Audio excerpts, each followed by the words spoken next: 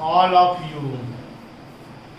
अब हमारा जो टॉपिक इसमें है बहुत स्पेशल टॉपिक और निकल रहा है ह्यूमन ट्विंस।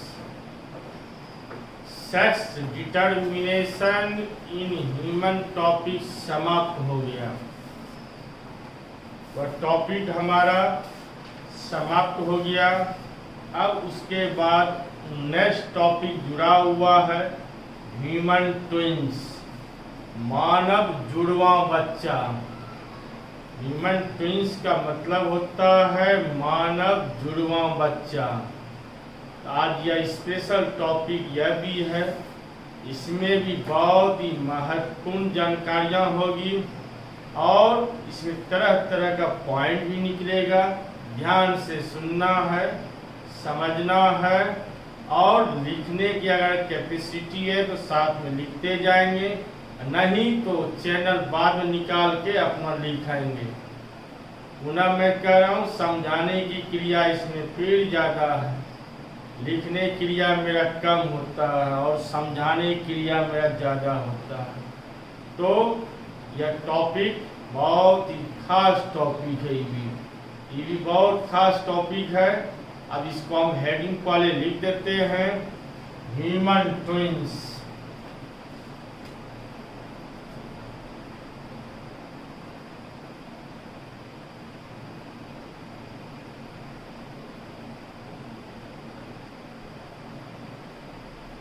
मानव जुड़वा बच्चा, मानव जुड़वा बच्चा, ह्यूमन ट्विंस, यह इम्पोर्टेंट टॉपिक है। अब इसका सबसे पहले डिफिनीशन होना चाहिए कि ह्यूमन ट्विंस क्या है, किसे कहते हैं। ये शॉर्ट क्वेश्चन और लॉन्ग क्वेश्चन में भी पूछा जाता है।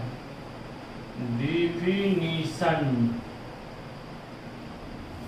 और इसका डिफिनेशन क्या होना चाहिए, तो डिफिनीशन, और आज तारीख है 29 तारीख मई महीना है और 2020 ईस्वी है।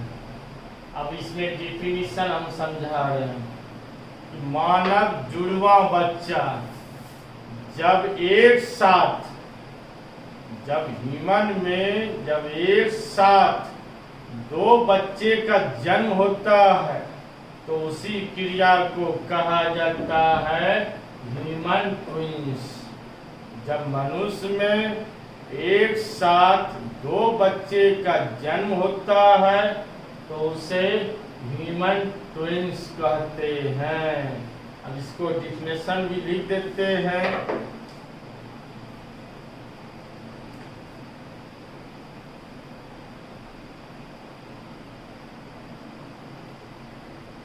जब ह्यूमन में एक साथ, क्योंकि यहाँ ह्यूमन ट्विंस है इसलिए ह्यूमन जुटा हुआ है, जब ह्यूमन में एक साथ दो बच्चे का जन्म होता है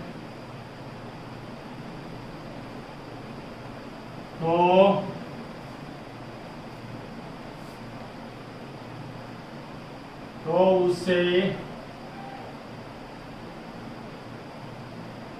ह्यूमन ट्विंस, तो उसे ह्यूमन ट्विंस कहते हैं। डिफिनेशन याद हो गया होगा, बहुत सिंपल डिफिनेशन है, ज़्यादा इसमें दिमाग लगाने की कोई ज़रूरत नहीं है। कि जब एक साथ दो बच्चे का जन्म होता है तो उसी क्रिया को ह्यूमन ट्विंस कहते हैं। अब यहाँ पे सवाल उठता है कि ह्यूमन में एक साथ दो बच्चे का जन्म कैसे होता है। प्रायः ह्यूमन में नहीं होता है, कि कुछ ह्यूमन में यह होता है, कुछ ह्यूमन में यह क्रिया होती है। आखिर कुछ ह्यूमन में जो यह क्रिया होती है कैसे होता है, इसी का डिटेल नॉलेज प्राप्त करना है। इसी के विषय पर चर्चा होगी, ध्यान से सुनते जाना है, बहुत पॉइंट निकलते जाएगा। तो इसके नेक्स्ट टॉपिक में हमने पढ़ाया था सेक्स डिटर्मिनेशन इन ह्यूमन। उसमें हमने सारा सिस्टम बता दिया था। उसमें सारा सिस्टम में हमने क्या बताया कि मेल में क्रोमोसोम कैसा होता है, एक्स और वाई, इस पॉइंट को गौर करना है। फीमेल में कैसा क्रोमोसोम होता है, उसमें एक्स और एक्स समान क्रोमोसोम होता है, उसमें समान क्रोमोसोम होता है। अब भिन्न क्रोमोसोम किसमें हुआ, मेल में। इस पॉइंट को गौर करना है। वहां पे आपने देखा होगा, सुना होगा, बार बार मैं चर्चा कर रहा हूँ मियोसिस डिवीजन, और हमने कहा था नेक्स्ट टॉपिक में फिर मियोसिस डिवीजन आएगा। यहाँ पे वही क्रिया हो रही है, मियोसिस डिवीजन, जो सेल डिवीजन का भाग है। कि मियोसिस डिवीजन यहाँ पे बहुत ही महत्वपूर्ण भूमिका निभाते हैं। मियोसिस डिवीजन के कारण ही ट्विंस का निर्माण होता है। अब कैसे ट्विंस का निर्माण होता है, यहाँ मियोसिस डिवीजन क्या भूमिका निभाते हैं, सब चर्चा करेंगे, बस ध्यान से सुनते जाना है। तो इसका डिटेल पढ़ने के लिए आपको विशेष नॉलेज और प्राप्त करना है। विशेष नॉलेज क्या प्राप्त करना है कि स्पर्म, अब स्पर्म कहाँ से निकलता है, मेल के टेस्टिस से निकलता है। टेस्टिस का दूसरा नाम हाइड्रोसिल होता है। तो मेल के टेस्टिस में स्पर्म की संख्या, ध्यान से सुनना है, मेल के टेस्टिस में स्पर्म की संख्या लगभग होती है 50 लाख प्रति मिलीलीटर होता है। पुनः एक बार सुनेंगे ध्यान से कि मेल के टेस्टिस में स्पर्म की संख्या होती है लगभग 50 लाख प्रति मिलीलीटर होती है। मेल के टेस्टिस में जो स्पर्म बनता है, स्पर्मेटोगोनिया सेल से बनता है। सेल का नाम है स्पर्मेटोगोनिया सेल। तो स्पर्मेटोगोनिया सेल किसका निर्माण किया, स्पर्म का निर्माण किया। यह स्पर्मेटोगोनिया सेल कहाँ पाया जाता है, मेल के टेस्टिस में पाया जाता है। तो यह सेल स्पर्म का निर्माण करता है, और मेल के टेस्टिस में स्पर्म 30 दिन तक ही जीवित रहता है, यानी 1 महीना तक ही जीवित रहते हैं। ओनली वन मंथ तक ही जीवित रहते हैं।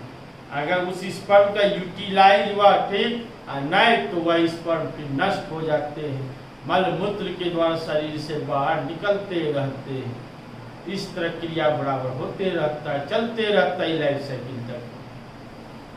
तो पुनः गौर किए, अब वह स्पर्म जो बनता है मेल के टेस्टिस में, वह स्पर्म रहता है एसिडिक मीडियम में, अम्लीय माध्यम में रहता है। अम्लीय माध्यम में स्पर्म का निर्माण होता है। 30 दिन तक स्पर्म जीवित रहते हैं।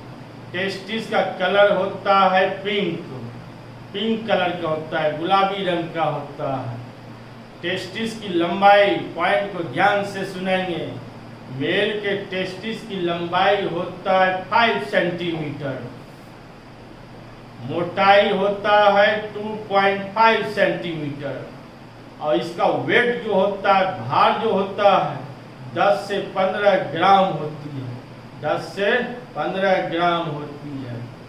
स्पर्म की लंबाई होता है 0.05 मिलीमीटर होती है। 0.05 मिलीमीटर होती है स्पर्म की लंबाई, या 5 माइक्रोन होता है, या 5 माइक्रोन होती है स्पर्म की लंबाई। तो सारा हमने बताया, पुनः एक बार मैं रिपीट करता हूँ और गौर से सुनेंगे। यह लिखित नहीं होगा, यह ध्यान से सुनते ही जाएं। मेल के टेस्टिस का कलर होता है पिंक। मेल के टेस्टिस में स्पर्म की संख्या होती है 50 लाख प्रति मिलीलीटर रहता है, प्रति मिलीलीटर रहता है। टेस्टिस में स्पर्म का निर्माण स्पर्मेटोगोनिया सेल से होती है। टेस्टिस में स्पर्म किस माध्यम में रहते हैं? Point is noted, acidic medium में रहते हैं। सब पॉइंट इसमें इंपॉर्टेंट है कि टेस्टिस का कलर कैसा होता है, पिंक होता है। स्पर्म का निर्माण कौन करता है? टेस्टिस करते हैं। स्पर्म का निर्माण किस सेल से होता है? स्पर्मेटोगोनिया सेल से होती है। टेस्टिस की लंबाई कितना होता है? 5 सेंटीमीटर। मोटाई कितना होता है? 2.5 सेंटीमीटर होती है। इसका भार कितना होता है? 10 से 15 ग्राम होती है। तो टेस्टिस का भार 10 से 15 ग्राम होती है। स्पर्म की लंबाई कितना हुआ? 0.05 मिलीमीटर होती है या 5 माइक्रोन होती है। यह सब टॉपिक पहले सीखना जरूरी है। अब आगे और सीखें। तो स्पर्म अनेकों रहता है, स्पर्म अनेकों रहता है टेस्टिस में। जब वो हैबिटेशन करने का समय होता है, जब मेल और फीमेल जब आपस में संभोग करते हैं, आपस में जब फ्यूज करने लगते हैं, तो उस क्रिया के दौरान मेल के टेस्टिस से जो स्पर्म निकलता है, तो वो हैबिटेशन के समय उस सीमन में, सीमन में होता है वीर होता है, उस सीमन में स्पर्म की संख्या लगभग होती है 30 से लेकर 50 करोड़ तक होती है। 30 से लेकर 50 करोड़ तक रहती है स्पर्म की संख्या संभोग के समय। अब वह स्पर्म फीमेल के वेजिना में जाता है। वह स्पर्म कहाँ जाता है? फीमेल के वेजिना में जाता है। उसमें से मात्र 1% ही स्पर्म फीमेल के वेजिना में जाता है। अब फीमेल के वेजिना में चला गया, वहां से यूटेरस में चला गया फीमेल के बॉडी में। तो वहां स्पर्म फीमेल के बॉडी में, पॉइंट को गौर से सुनना है, वहां पर स्पर्म जब फीमेल के बॉडी में जाते हैं स्पर्म, तो 72 आवर्स तक जीवित रहते हैं। 72 घंटा तक स्पर्म जीवित रहते हैं।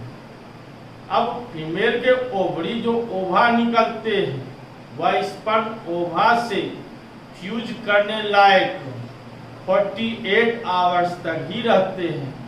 48 घंटा के दौरान अगर ओवा मिल गया तो वह स्पर्म ओवा से फ्यूज करेगा, और नहीं मिला तो 72 घंटा तक वह स्पर्म जीवित रह के फीमेल के बॉडी से मल मूत्र के द्वारा बॉडी से बाहर निकल जाता है। मल मूत्र के द्वारा बॉडी से बाहर निकल जाता है।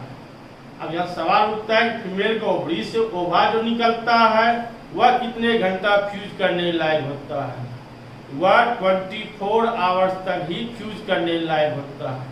24 घंटा तक ही फ्यूज करने लायक होता है। अब किसी मेल को कैसे पता चलेगा कि फीमेल को ओवरी से कब ओवा निकलता है? इसके लिए आपको टॉपिक पढ़ना होगा एमसी। एमसी जब टॉपिक बताएंगे वहाँ पे सारा क्लियर कट होते जाएगा। वो अब नेक्स्ट टॉपिक चलेगा, उसमें नेक्स्ट टॉपिक बताएंगे। तो यहाँ सारा बात हमने बता दिया कि स्पर्म भिन्न भिन्न होता है। तो भिन्न स्पर्म क्या होता है? एक्स और वाई होता है। दो भिन्न स्पर्म होते हैं। तो दो भिन्न स्पर्म होते हैं तो कैसे यहाँ जुड़वा बच्चा पैदा होते हैं? अब इसको नक्शा के द्वारा हम समझाते हैं, टोटल क्लियर हो जाएगा।